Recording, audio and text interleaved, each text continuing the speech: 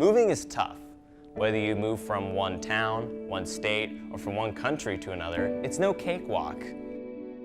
I lived in Japan from the time I was 1.5 to when I was 17.5, and when I moved, I basically had to start over socially.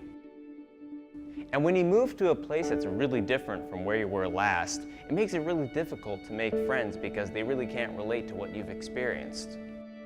One thing that helped me feel more at home was keeping contact with my old friends, but it's also essential to make friends with new people and try and reach out to others. And while you're doing so, to be yourself and don't be something you're not.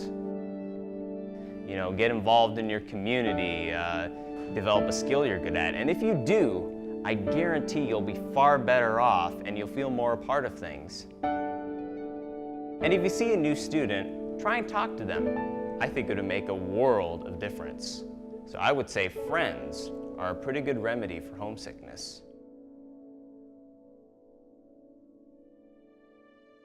If you wish to know more about a variety of subjects related to studying, go to IvyPanda.com/blog.